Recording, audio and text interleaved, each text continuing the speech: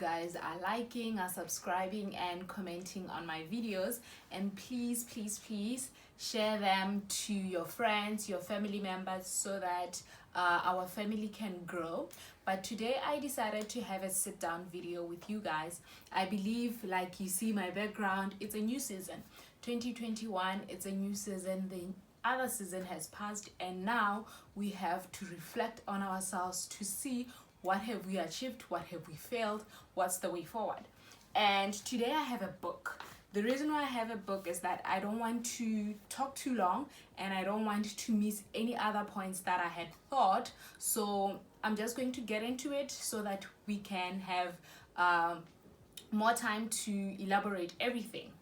So before we try and have resolutions, I want us to look at my 2020. I'm going to look at family. My 2020 in regards to family was a bit tricky. It was a bit tricky because I haven't seen my daughter in a very long time, and she's now 2 years and 1 month.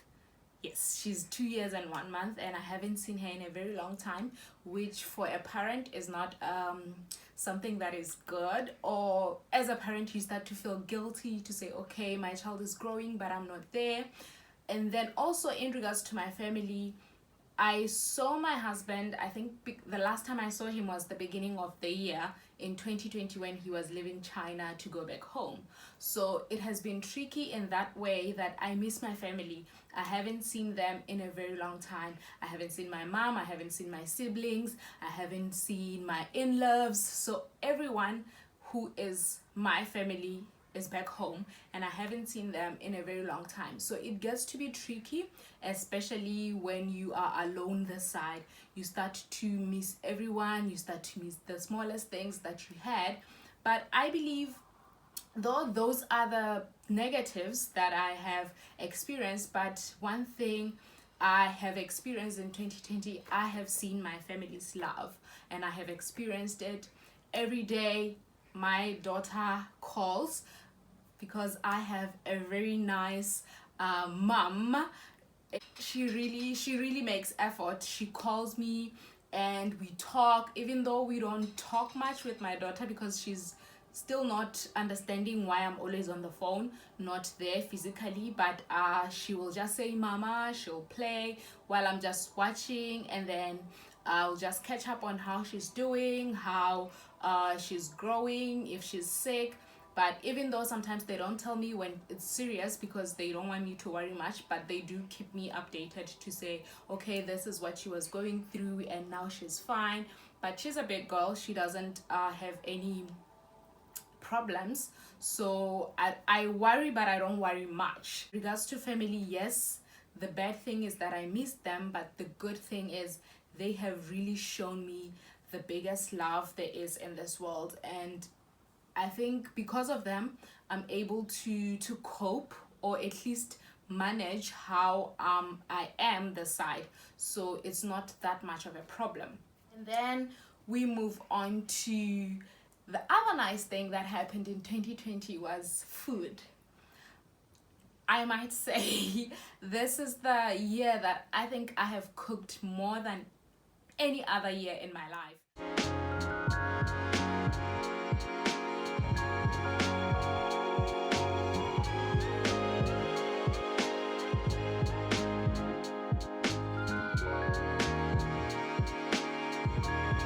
I think 2020 I cooked a lot. 2020 I explored food a lot because at some point we were not sure what is going to happen. We were on lockdown, we couldn't go out. So my friend and I, God bless her, we started cooking, would share recipes, would even just take pictures of what we ate. And then she'll just send me what she was cooking, and then if we find something on Instagram or wherever it is, and then we'll share and challenge ourselves to do it. So 2020 has been a good year in regards to that.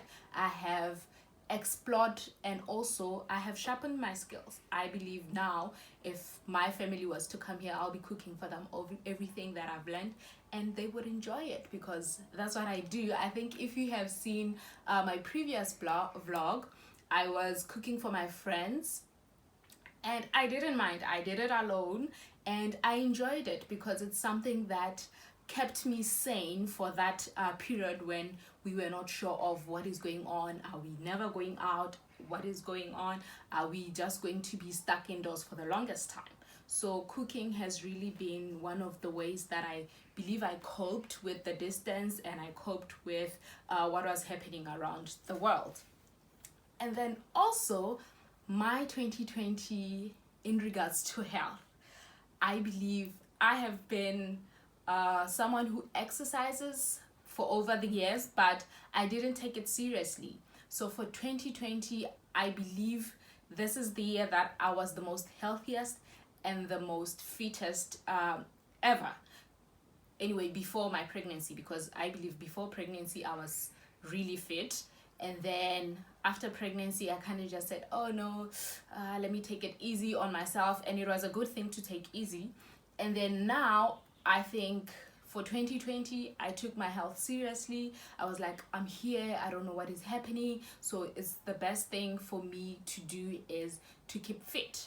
I even joined a gym. I had a personal instructor, so I was really taking care of myself, or I'm really taking care of myself even now, though I'm not going to the gym because it's so cold. But yeah, 2020 has been a good year in regards to that, because I started to take care of my health. And also, even though I was not sure of what is going to happen, the food that I cooked, I believe they were healthy food, because we didn't eat a lot of fat, we didn't eat a lot of meat. Sometimes we'll just eat vegetables, so it was good for my health. And then yeah, I think I was the fittest, and I even saw some abs coming out, but even though they keep coming and disappearing, but they did come out, and I saw them. So I got to see that, okay, I can look this good.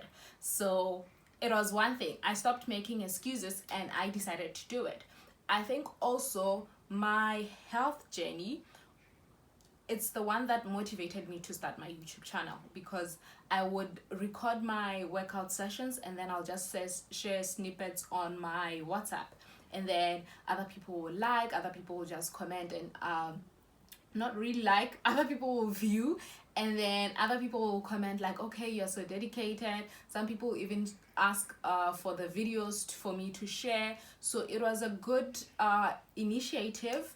I got to keep myself busy. So food and exercising really kept me busy for 2020, because I got to really focus on myself and also focus on what do I want as an individual, how do I want my health to be like. So I'm the one who had to really manage that. I didn't have any excuses to say, okay, blah blah blah, it's too cold like now. I didn't have those excuses. It was cold, but I decided I'm going to do it because I was stuck in the house for a long time.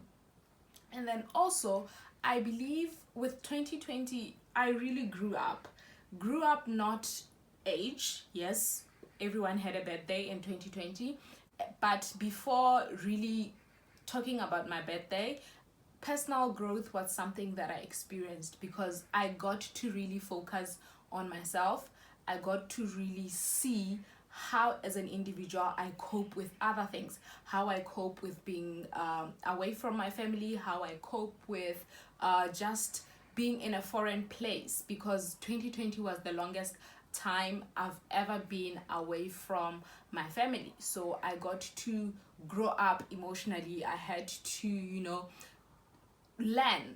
I taught myself some of the things. I went on Instagram, I went on YouTube, I followed people, I got to listen to them. They motivated me with what they were doing, also with the words that they were saying. So I really believe in 2020 I got to mature as a daughter, as a wife, as a mom, as a friend. So I really took care of myself in that aspect. Now I got to really sit down and say, okay, this is something that I should really work on. So I believe 2020 was a good year for me in regards to my personal growth. And then also, like I have said, we have good things and bad things that happened with the year. Some of us, we had big celebrations. We got married, some of us we had children, some of us we had good things with 2020, but also we had experienced some loss. And then we had experienced some losses, and also I experienced a few losses on my side, but I really don't like focusing on the negative things that happen in life. I grieve like anyone else. I cry. I remember the memories I shared with people who are close to, but also I like remembering the good things that I experienced with those people. And then also I like remembering how we laughed, how we just shared. Because for me, life has two sides. It's either you are living or you are dead. So if you are still living, be happy that you experienced that life or that moment with the person that has passed on. That's what kept me sane. So I think for me now, just rounding it up, 2020 was a good year for me. It was a good year. I had all those things, but still the negatives, they don't overpower the positives that I've experienced. I have experienced losses, but like I said, I have experienced the biggest love that is there in this world.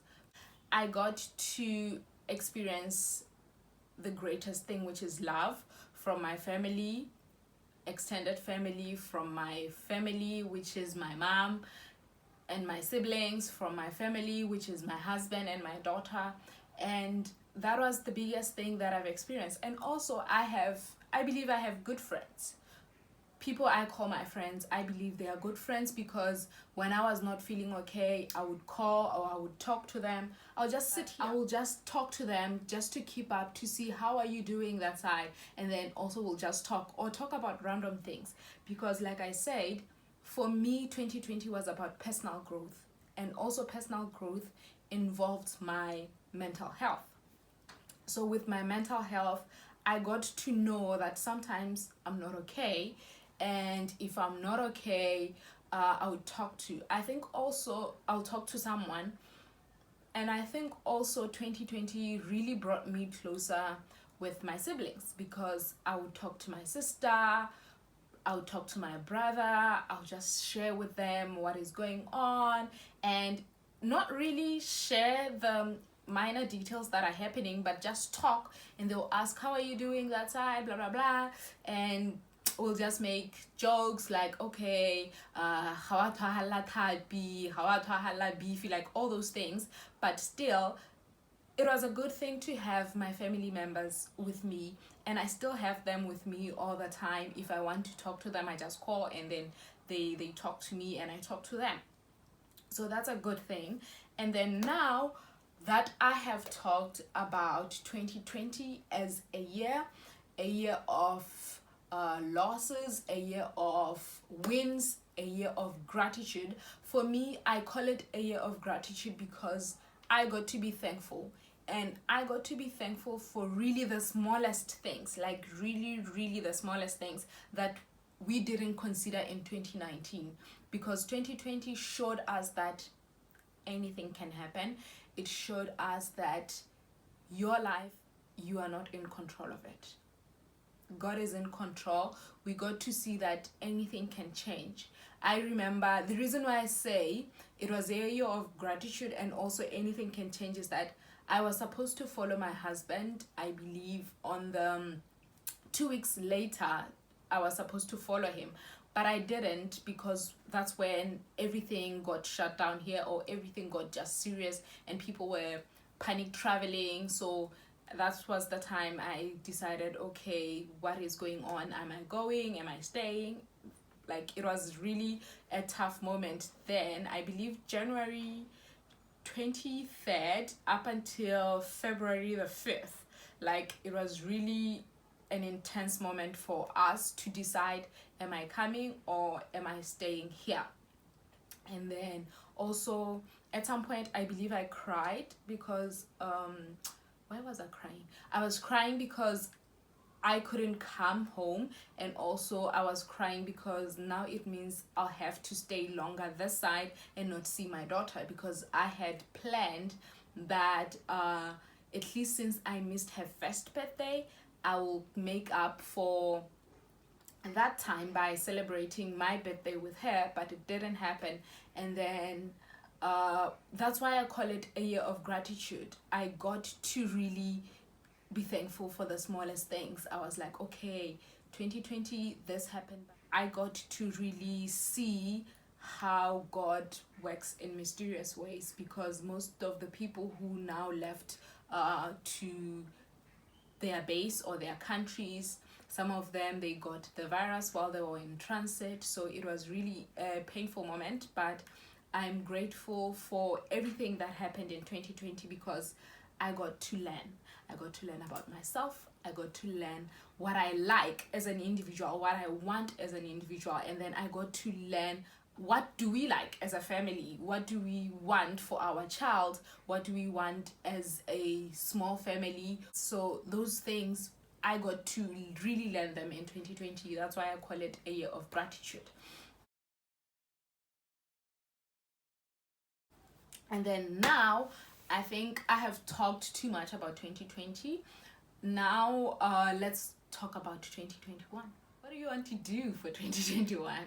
Like, what do you want to achieve? What do you want to do as an individual? Because for me, 2020 is a bit tricky. It's a bit tricky because we are recovering from 2021. We're recovering from everything that happened.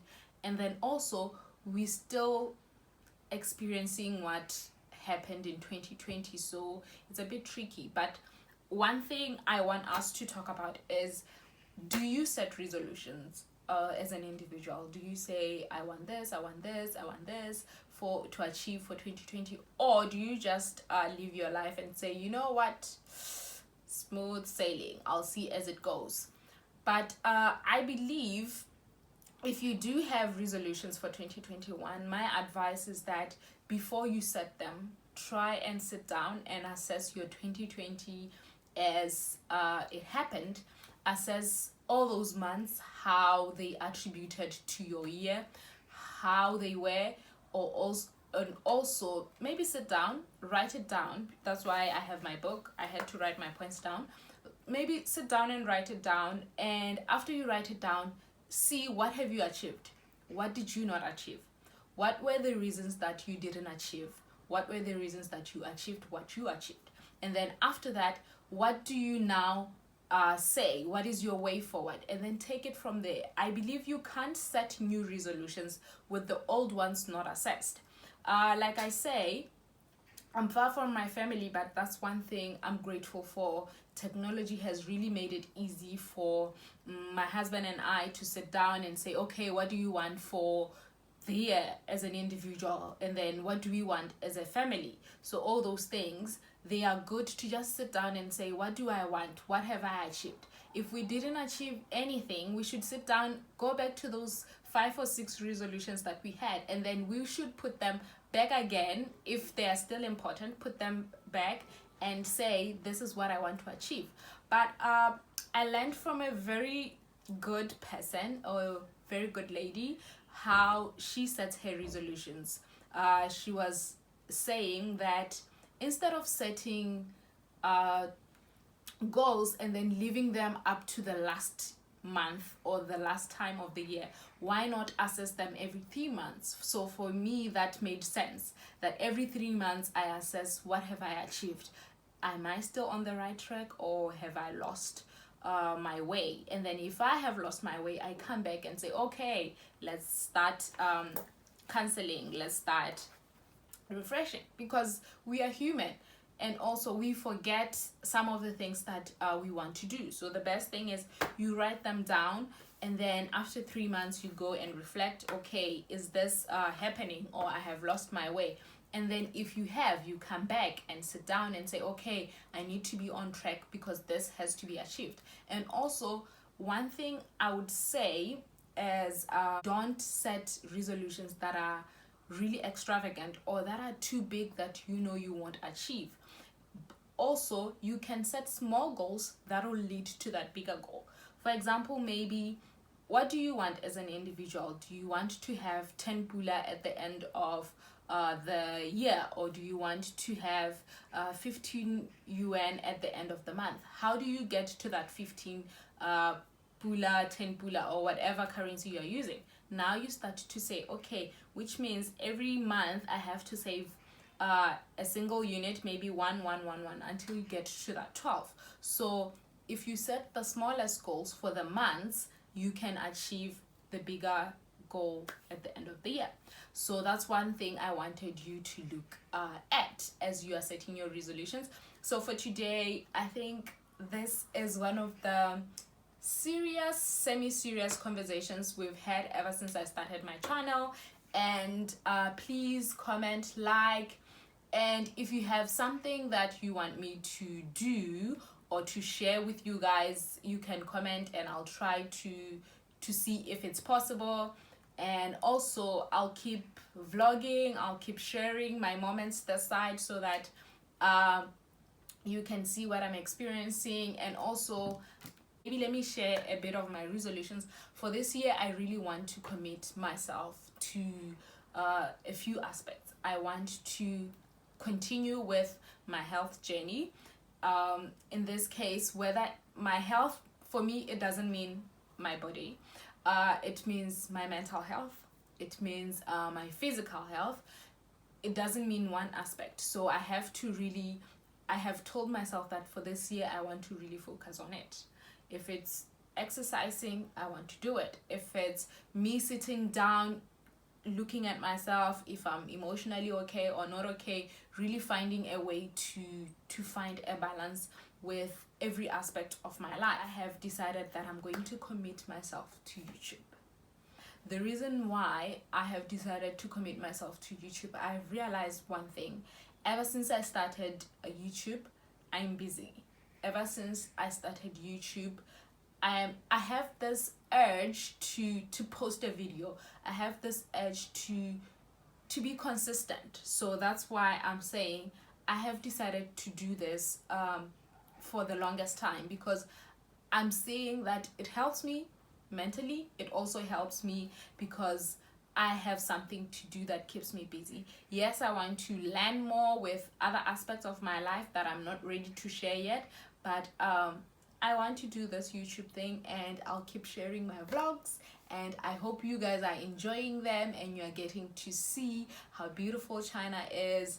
And also, please, all I'm sharing, I'm not bragging, I'm just sharing what I'm experiencing. So if you feel that it's affecting you in a negative way, I'm really sorry. But also please comment, like, and subscribe to my channel. So far, I believe we have reached 50 subscribers. So I'm really thankful for you guys. Thank you so much. The first video has surpassed 100 views, and it shows that you are really supporting me, and I appreciate you so much. I appreciate you. Happy New Year. I hope you guys will enjoy 21, and I pray that is a very successful year for you guys, so that you can achieve your goals and you can also be the best that you can be. Please take care of yourself, enjoy your 2021, and I will see you in my next vlogs. Maybe we'll get to see another city, or we'll get to see something else. I don't know. I'm still coming up with the content as I go. So bye.